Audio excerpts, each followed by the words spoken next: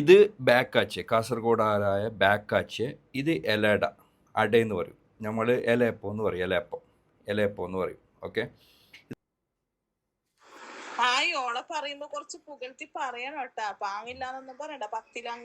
അപ്പോൾ കോയ്സ് നാട്ടിൽ നിന്ന് എൻ്റെ വേറൊരു അനിയൻ വരുമ്പോൾ ഇപ്രാവശ്യം ഉമ്മാനെ കടത്തി വെട്ടാനും വേണ്ടിയിട്ട് എൻ്റെ ഓള് പിന്നെ പത്തിരി, പിന്നെ പഴംപൊരി, നല്ല ഇലട, ചൂട് ഇപ്പം തന്നെ ഫ്ലൈറ്റ് ലാൻഡ് ആയിട്ടാകുമ്പോൾ ഞാൻ അങ്ങനെ പോയിട്ട് കൊണ്ടുവന്നിട്ടാ.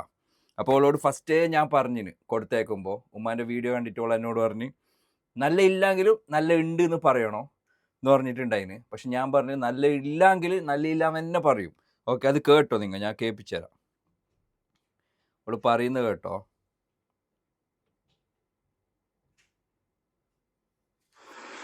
ഓളെ പറയുമ്പോ കുറച്ച് പുകഴ്ത്തി പറയണം കേട്ടാ. പാങ്ങില്ലാന്നൊന്നും പറയണ്ട. പത്തില് അങ്ങനെ കായ അയച്ചത് ഇങ്ങനെയൊന്നും ചെല്ലണ്ട. ഇങ്ങനെ ചെല്ലണം. എൻ്റെ ഓള് കാച്ചക്കായി എന്തോ ഒരു പാങ്ങ് ചെല്ലിറവ. അങ്ങനെ ഞാൻ അങ്ങനെ ചെല്ലി തന്നിട്ട് ചെല്ലിന്നൊന്നും പറഞ്ഞക്കണ്ട നിങ്ങോ. ഞാൻ ഉള്ളത് ചെല്ലു. എനിക്ക് അങ്ങനെ പുകഴ്ത്തിട്ടൊന്ന് വെറുതെ ഒന്ന് ചെല്ലാൻ കഴിയാല. പാങ്ങുണ്ടെങ്കിൽ പാങ്ങുണ്ടെന്ന് പറയും, പാങ്ങില്ലെങ്കിൽ പാങ്ങില്ല എന്ന് പറയും. ഓക്കെ, അതാണ്. അപ്പം അങ്ങനെയല്ല ചെല്ലണ്ടേ ഗോയ്സ്. ഓക്കെ, ഞാനിപ്പോൾ കഴിച്ചു നോക്കിയിട്ടില്ല, കഴിച്ചു നോക്കിയിട്ടായിട്ട് ഞാൻ പറയാം. ഓക്കെ, നല്ല ബീഫ് ഇതാ. ഇത് പക്ഷേ കൊല്ലിയ തട്ടുകടയെന്ന്. ഓക്കെ, ഇത് ഓളുണ്ടാക്കിയ.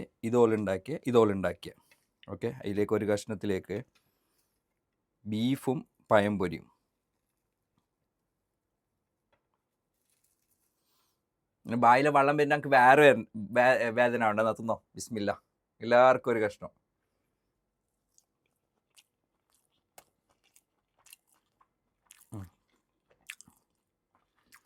നല്ലുണ്ട് കേട്ടോ, പഴംപൊരി ബീഫും നല്ലുണ്ട്.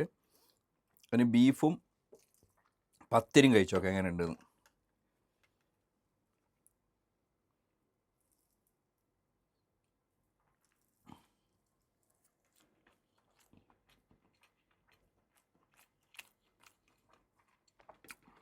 കുഴപ്പമില്ല, അത് നല്ലുണ്ട് കേട്ടോ.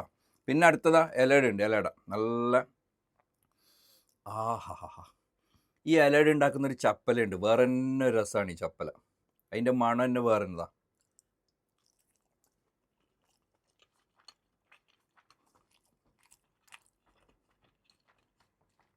നല്ലുണ്ട് കേട്ടോ, എല്ലാം അടിപൊളിയായിട്ടുണ്ട്.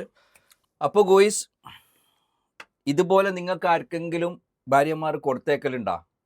ഭയങ്കര കഷ്ടപ്പെട്ടിട്ട് ഇതെല്ലാം ഉണ്ടാക്കിയിട്ട് കൊടുത്തേച്ചാൽ നല്ല അടിപൊളി ഉണ്ട് കേട്ടോ.